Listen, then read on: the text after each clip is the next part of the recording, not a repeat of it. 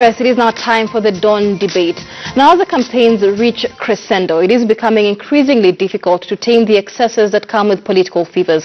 Even its stern warnings against hate speech, the social media is still sneaking in hate messages. But the National Cohesion and Integration Commission is not playing spectator and has taken steps to tame the menace, but not with some resistance from the political class. So in studio for the dawn debate today, we have the NCIC chair, Francis Kaparo, Nairobi senatorial candidate Edwin Sifuna, and Mavoko Member of Parliament Patrick Makau. Gentlemen, welcome to the dawn debate. Thank you. Thank you. Let me begin with you, Kaparo.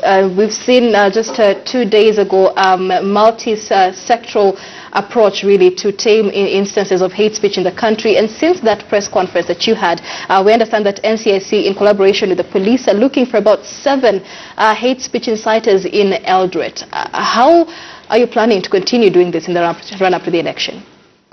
Well, 2 of them already in court, and both released on a bond of 1 million shillings with a share of the same amount or a cash bill of 500,000. Magistrate remarking correctly, in my view, that this is a serious offense, particularly at this time.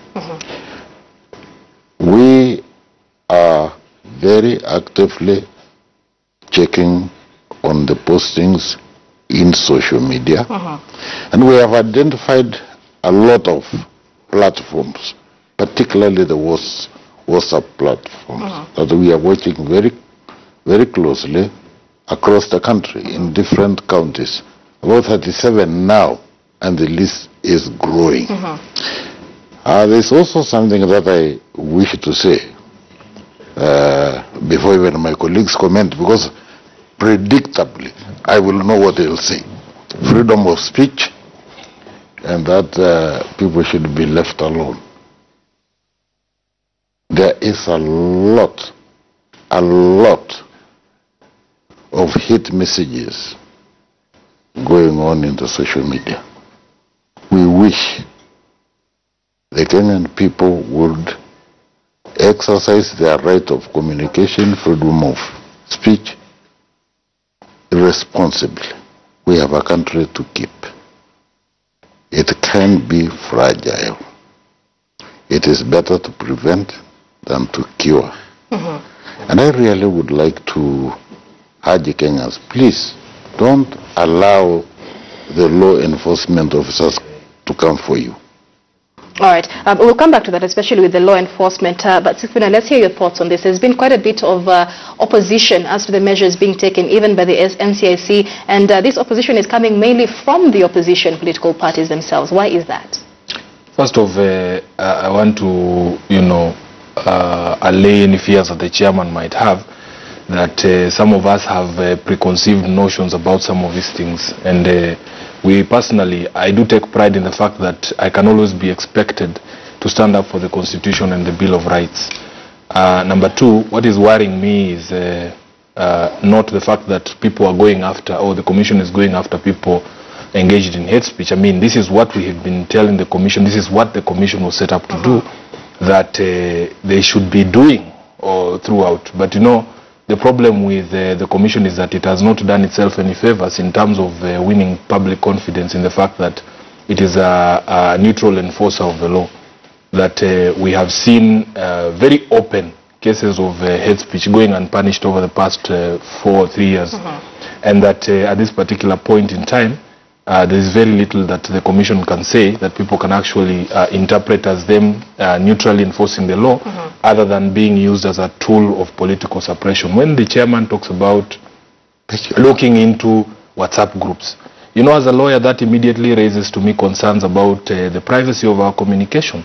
I do not want to imagine that the chairman is snooping on my WhatsApp conversations. I mean, it's a bit ridiculous. So, for you to, for instance, issue a statement saying you're going to crack down on WhatsApp group admins, I mean, it is scaremongering. It is you trying to suppress what do Kenyans want? Yes, let me give Kaparo a rebuttal to that. What is it exactly you want? From one side, Mr. Sifuna, of your mouth, you are telling me that the Commission has not been doing what it is supposed to do. How much is the commission? From the other side of the mouth, just a moment. From the other side of the mouth, you are telling me keep off these hate mongers. No, that's not what I said. What exactly do you want? Let me tell you, the law is there, and you are a lawyer. There is a crime called hate speech. Until it is repealed, it must be enforced. We have 37 cases pending. And I really want people to have intellectual honesty. When they come, please, when you come to a national TV, have intellectual honesty. It is not Mr. Kaparo address one of the concerns that Sifuna brings up, and that is the fact that we've had high-profile cases of hate speech that he says have not been taken. That's why I'm coming, and you won't allow me to. It is. That's why I'm saying let's have intellectual honesty. The last time that we charged high-profile persons, they were from both sides of the political divide. You remember the Pangani 6 and the 2 elsewhere. They were from both sides of the political divide. But we can't also charge people if they have not committed an offense. Since the Pangani 6 were charged, nothing has been brought to our attention of any high-profile politician committing hate speech. And we can't charge people when they have not committed offense. All right. Let's just hear from Honorable Makau for a moment. Your thoughts on how the NCIC is handling this issue of hate speech ahead of the elections? From the onset, I think the chairman is on the defense. And I think he's clearly told us that they've had 37 cases. And the only reference he has is Pangani 6 and Zamada. But I would want the chairman to tell Kenyans the definition of hate speech and why it is only deemed to be politicians only. When I'm seated here, I think I want to say NCIC now has gone to social platforms, and they are saying that admins should be taken capable. And again, when he tells us there are cases that have not been brought to him, I want to hear from him when a senior politician, for that matter, a presidential candidate, calls another candidate a Mogoroki. What is that? Exactly. What is that? Right. Michelle, well, let me, I presume you are lawyers. And there is the definition of what is hate speech in the NCIC Act. And hate speech is defined for the benefit of those who have not had the opportunity to read as a language or any form of communication that would bring conflict between either two or more ethnic communities. It must be ethnic based. You must be insulting a community, not an individual. All right. Just now, Mr. Kaparo, I'll give you more time to continue. Let me just draw from what Edwin Sifuna said. He brought in issues of privacy, and the question is, the decisions of NCIC must have been informed even by the legal profession themselves. What threat do these WhatsApp groups pose to the peace in the country? You see, there is a real problem when one comes here and you are not allowed to communicate. I don't think we came here for show. We came here to communicate, and you must allow us to communicate or not. And I am saying, and that is the law. I wasn't there when it was put in place. I was not even the speaker. I was not a member of parliament. But the law says it is something that brings into conflict two or more ethnic communities. Now, insults, individual insults, are not within the purview of the NCIC Act. There may be some law, there may not be some law. It may be bad manners, but that's not my business. So it's not in the law. Sifuna, you seem to have something to say. Michelle, it is, I don't know where to start, but suffice it to say that, you see, every criminal act has two components. There is the act itself, and then there is the state of mind that informs that particular act or action. So if you look at the definition of hate speech carries a specific intention. It is not just the posting of material that might be deemed to be offensive to an ethnic group. You have to have the intention of causing that result. But what about the perception that those posts Just a minute. This is the point that I'm trying to make. So that if you are an admin of a WhatsApp group, the act might be there that somebody has posted something that is offensive on your group, but the intention for the WhatsApp group admin, the action is not transferable. So you cannot go around threatening people that, oh, we are going to close down WhatsApp groups. Number two, he has not even addressed the issue of privacy of communications that we addressed. Number three, if you look at the NCIC Act, you see, unfortunately for us, Chairman Kaparo will only come to TV to tell us about hate speech. He does not know or seem to understand that if you look at the law that forms this commission, they have a wider mandate of finding out why Kenyans are not cohesive, of putting in place programs that will ensure that there is greater and more equitable access to opportunities in this country. Because if you are not addressing the root cause of ethnic divisions in this country, you are not doing anything. Right. If you are just waiting there with an elastoplast, whenever there is hate speech, you put a plaster on it, you are not addressing the root cause. And if you look at the statute itself, it says that the commission is supposed to even conduct research to tell us as Kenyans, put in place programs to ensure that there is equal opportunity access to national resources and opportunities in the country. The root cause of national division in this country is iniquity.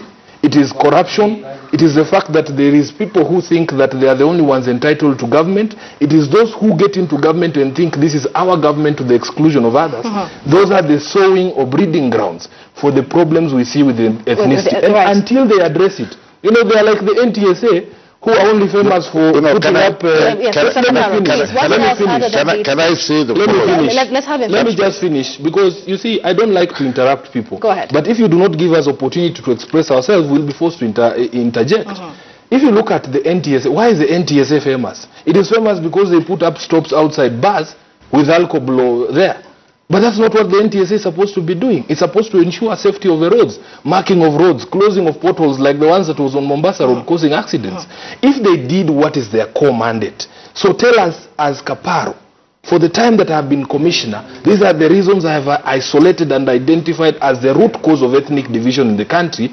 These are the following programs that we've put in place to ensure that every Kenyan feels a part of a state, a part of a country, and this is how you eliminate the feelings that there are certain ethnicities that are superior to others. That is the root cause of the problems in this country. Right. Well, can I say the following? First, I didn't come here and I didn't expect that you are coming to discuss Kaparo. I thought we were coming to discuss hate speech, and I hope that does happen. But let me also put facts on the table. It's very easy. It is always easy to make allegations, but it's difficult to get facts right. Let me give the facts right. We don't just deal with hate speech.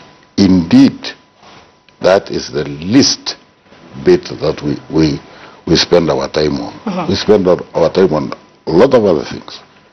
We have done, for example, what he alleges we haven't. We have done scientific research, on employment in the central government, and we made it public. And we said in that research and finding that the government, the central government, broke the law because it didn't comply with the section that required it to have not more than 33% of one ethnic community in any particular institution. We said that, and it's on record, it's documented, and it's available. Secondly, we have also done research on all all the 47 counties. And we made that finding public. And the result was 87% of the counties broke the law. And they broke it very badly.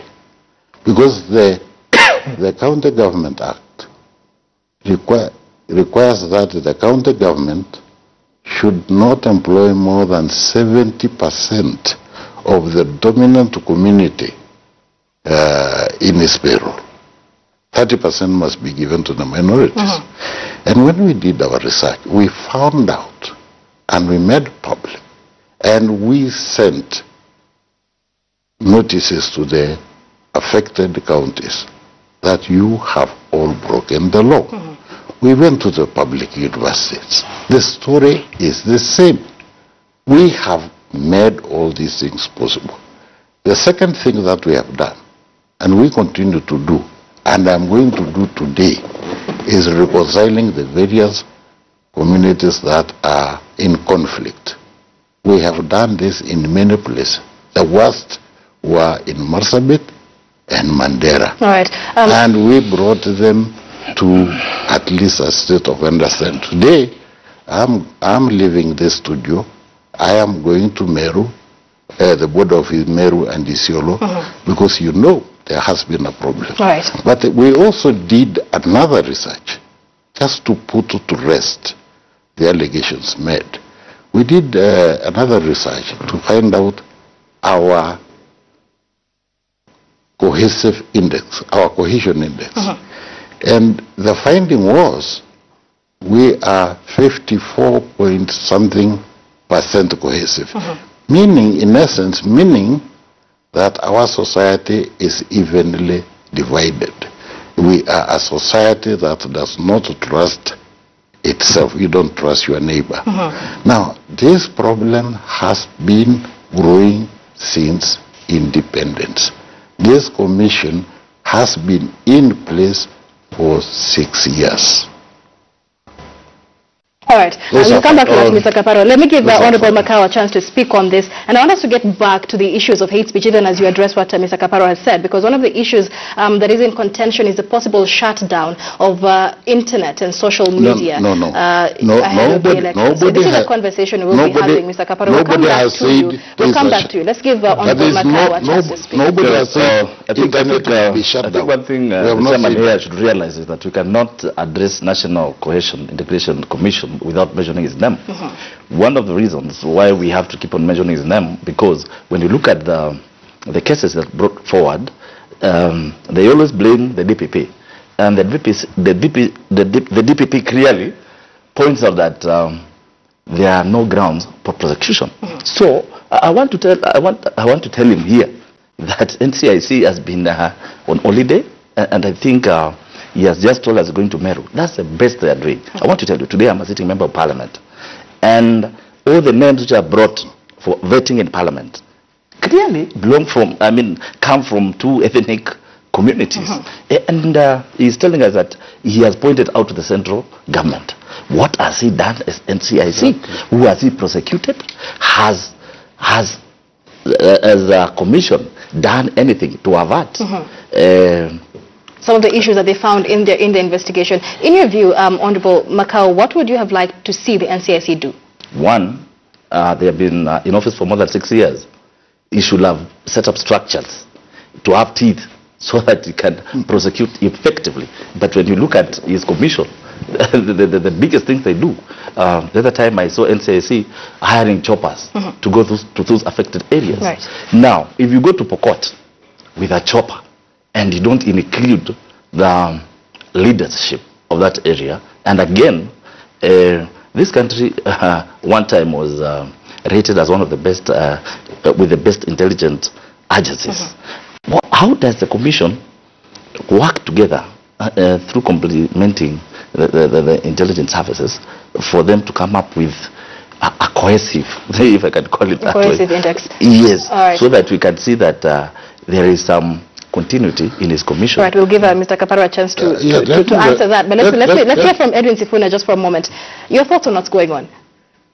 With regards to hate speech, first of all, let me just say that as a lawyer and as a politician myself and as a person who wants to see this country go through a peaceful election, and not just a peaceful election, that we want actually to have a society that is cohesive and that is inclusive for every Kenyan. I am extremely disappointed that the chair of the commission can cite the Pangani 6 as a shining example of the job that they have done. Macau has alluded to it. I remember being in that courtroom when the charges were read in that particular case, and the courtroom just burst out laughing at the ridiculousness of the charges that had been presented against some of the Pangani 6. So it is clear that the commission itself does not understand what it's doing. What would you like to see the commission doing? Here's what I'm saying. You see, the same vigor, the same kind of bile that is being directed at social media is what we want to see the commission doing in terms of addressing the issues that they have isolated, for instance, on inequality of employment by the central government. You don't just throw a report there and you go home. Yeah, that is not your work. I mean, if we look at, for instance, the year 2003 or 2002-2003 after the election that threw out Kanu, this country was the most cohesive. I remember vividly that people from different communities, in fact, the most popular minister at that particular point was Michuki when he was in the transport docket, because Kenyans could see that for the first time, we all feel part of a society, we all feel part of a country, and the NCIC was not there. So I personally think that we can address the issues that affect us as a country, and we are going to do so on 8th of August, and we will not need the NCIC to do that. All right, gentlemen, we're out of time. Mr. Kapara, let me give you the final comment. Final? Yes, we're out of time, unfortunately. Anyway, I think, let me first of all say this. It is very sad to come very early in the morning to address a national issue in a national television and do absolutely nothing about it because you don't have the time or you are not allowed to do so. Now let me just say the following. Mr. Sifuna is a lawyer, and he knows that any public officer entrusted with a certain function must operate within the law that is in place. And I wanted to say that exactly to this honorable member. He said we have not done anything to ensure that we can deal with the issues at hand. We have sent to them, to Parliament, 2 years ago, proposed amendments to the NCIC Act to enable the Commission to ensure that those who do not comply with the law are brought to account. Until the Parliament was adjourned indefinitely, that has not been dealt with. Mr. Kaparo, unfortunately, I will have to cut you off.